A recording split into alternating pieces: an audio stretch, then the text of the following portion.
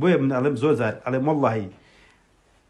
نەک ئەوان دەرەوەی مزگەوت یان کافرەکان یان ئەوانەی کە نوێژ ناکەن ئەم ئەڵێم سەفی یەکەمی مزگەوتەکانە وەرە زۆر بەی زۆر ئەڵێم زۆر بەی زۆریان وەرە ئیمتیحانیان بکە هەموو شریعەتی ئیسلامی بۆ باسکە بڵێ حکمی کوشتن وایە حکمی زینا وایە حکمی دزی وایە حکمی میراتەکە وایە حکمی ڕیبا وایە مامەڵەکردن وایە ئەو وایە هەمووی بۆ ڕوونکەوە وەڵڵاهی من ئەڵێم ئەگەر مبالەغەم نەکرد بێت لایەنی کەم 150 بە شریعەتی ئیسلام ڕازی نییە سەفی یەکەمی مزگەوت ناڵم سەفی دووەم ناڵم سەفی سێم ناڵێم ئەوەی دەرەوەی مزگەوت ئەڵێم سەفی یەکەمە کە بۆ ئەڵم سەفی یەکەم لە هەمویان زووتر هاتوتە مزگەوتەکەیە یاخود بەردەوام لە مزگەوتە ئەو جەگەر بۆی باز بکەی ئەبینی ڕەتی کاتەوە یان هەر زۆر بینیمانە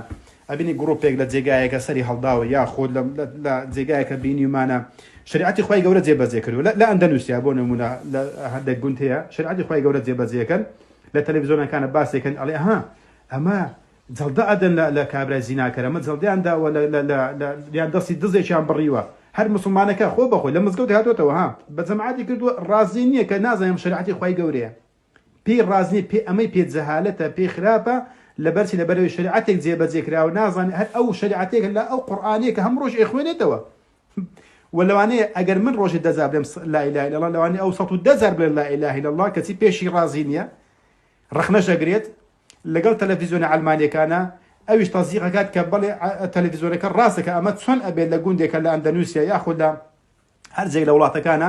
کە کۆمەڵە کەسانێک پەیدا بە شریعەتی خی گەورە جێبەجێ بکەن کابرا پێ ڕازی نییە ئەوەی کە زۆر زیکری خی گەورە ئاکات ئەوەی کە زۆر قورئان خوێنێتەوە کە لە سەفی یەکەمی مزگەوتە بزانە ئەمە کارەساتە بەڕاستی بۆچی لەبەر ئەها بگەڕ سەر یەکەم مەرجەکەی چوە عیلمیان نییە ئەگەر عیلمی هەبێت چۆن تەصدیقی ئەو کەسانە ئاکات ئەو کافرانە ئاکات کە ئەمە بە جەهالەت و بە نەفامیلێک کە دەنەوە یاخود دەستبڕینی دز و یاخود سزای قیساس و ئەوانێک نەفس و بێنەفس و ئەوانەی پێ قبوڵ نییە قاتیل بکوژرێتەوە هەر زۆر لە زۆرەکان یعنی شەرنی لەوانێ ئەوانەی پێ قبوڵ ئەوانە یەکێک لەوانەی پێ قبوڵ نەبێت نازان بە یەکێک لەوانە قبوڵ نەبوون پێ کافرە بێ ئینسان یعنی خۆت بە باشتر ئەزانی لە خوای گەورە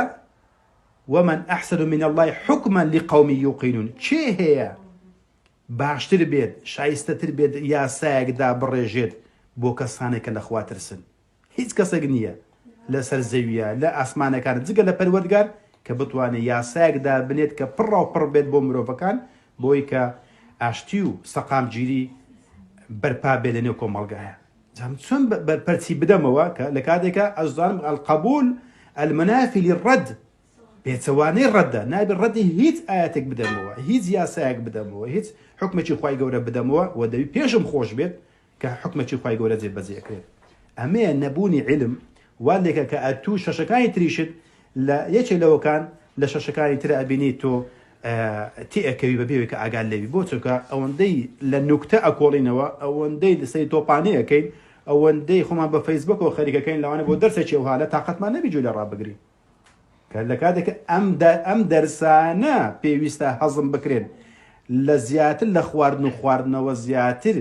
کە بۆ بژێوی ژیانمان بەکاردێت ئەی پێویستە ئەم دەرسانە هەزم بکەین و بیخوێنینەوە جوێ لە ڕابگرین بۆ چونکە چەندمان لەو شتانە تێکەوتونە ئێستا ئەوانێک کە ئێستاوی فێر بووینە دەحەل لەو مەجلیسان دەوروبەری خۆتان دەحەل لە ناو مزگەوتە دابنیشە قسەیان لەگەڵ کە بزان چەند کەس بە شریعەتی خی گەورە ڕازیە پێ ڕازی نیە لێک چۆن دەبێت دین و سیاست تێکەڵاو بکرێت ئەمە قسەی زۆر بە زۆری مسلمانانی ناو مزگەوتە سیاست و دینی پێ بۆتە شتێکەوە نابێت سیاست دینە بێ لە کاتێکڵێ کە سیاست درۆیە دینیش پاکە هەمزانە شەیتان کوچەواشە کردووە دین پاکە سیاستیش پیسە بۆیە ناکرێت پیس و خاوێنی تێکەڵاو بکرێت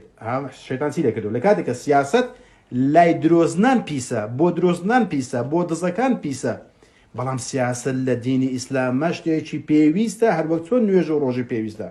مەگەر پێغمبەر صلی الله علیه و سلم لە دوای کۆچکردنی ئایا تەرکیزی لەسەر نوێژەکان کرد لەسەر ڕۆژەکان کرد یان لەسەر دامەزراندنی حکومەتێکی ئیسلامی کە حکمڕانی بکات کە دز و ڕیبا و زینا و ڕێگری و چەتەیی و ئەوان هەموو ڕێخست پەیوەندی ژنومێر هەتا گاتە پەیوەندی نێو وڵات و پەیوەندی نێو دەوڵەتیەکانی هەر هەمووی بە یاسا و عەقد و پەیمان و لەگەڵ ئەهلی ذیمە و ئەهلی مەعاهید و لەگەڵ کوفارەکانە لەگەڵ ئەهلی محارب و لەگەڵ هەموویان عەهد و پەیمانی بەست. چی عەهد و پەیمانە بەستێ؟ ئەوەی کە خاوەن حکومڕانی و دەسەڵات و سیاسەتە.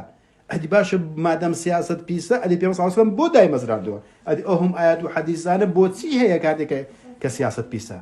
سیاست لە لای پیسان پیسە. سیاست لە لای ئیسلامە شتێکی زۆر پێویستیشە و واجبی سەرشانی هەموو مسلمانێکە کە ئەبێ پابەند بێ بە یاسایەکانی ئیسلام نەک بە یاسا دەستکردەکانی مرۆڤ. ئەبێ قبوڵیشمان بێت، ئەبێ خۆشحاڵیش بین ئەگەر خوای گەورە ئەو